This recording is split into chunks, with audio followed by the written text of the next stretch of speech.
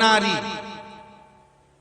घर के काम में व्यस्त रहते रहते रहते रहते रहते रहते दोपहर की 12 निकल गई, मध्याह्न का समय निकल गया और इतनी काम में व्यस्त रही कि 4 बजे के बाद स्नान कर रही है।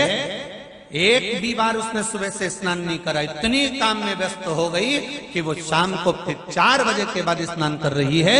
तो हमारे शास्त्र कहते हैं वो नारी का सौभाग्य अखंड नहीं रह पाता।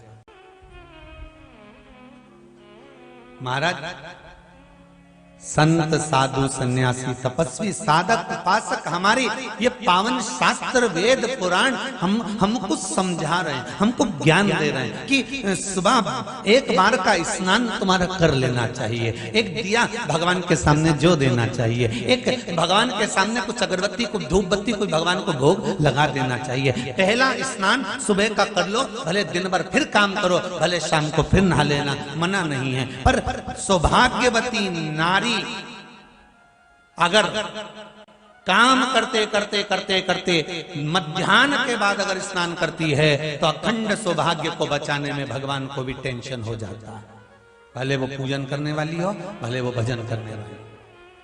और कुमार्य अवस्था की भी माताओं से निवेदन है, कुमार्य अवस्था में रहने वाली जो बेटियां हैं, जो विवाह के लायक हैं, उनसे भी कहेंगे बेटा काम करो, मना नहीं है, पर पहले सुबह का एक बार स्नान जरूर करो, इसके बाद फिर भले शाम को काम करने के बाद अगर कपड़े गंदे हो जाए, मुख आदि गंदा हो जाए, फिर नहा लेना, मना नहीं। पर एक बार का सुबह का स्नान बहुत जरूरी है, बहुत जरूरी। जो बेटियां दोपहर का स्नान मध्याह्न होने के बाद भले कुंवारी हैं, शादी नहीं हुई, अगर करती हैं तो उनको भी जहां वो ब्याह कर जाती हैं वहां पर कुछ ना कुछ मानसिक टेंशन, परिवार का खटर पटर या किसी न किसी रूप में पति पत्नी का क्लेश या पारिवारिक क्लेश को झेलना पड़ता है। और जितनी बेटियां हैं कथा को सुनना और ध्यान लगाकर देखना कि तुमने कुंवारी अवस्था में कहीं दोपहर के बाद स्नान तो नहीं करा और ससुराल में टेंशन चल रहा है, तो उसका कारण तुम समझना कि तुम अच्छी हो, तुम्हारे परिवार वालों ने लड़का भी अच्छा देखा, फोन पे बात भी अच्छी करी, उसने 8 घंटा करी बापड़ा ने, 4 से बाहर तो मिलने आ गया, वो घुमा के भी लाया, गुपचुप भी खिलाया,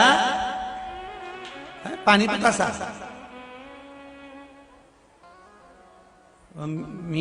चाउमीन भी खिलाया, सब खिलाया।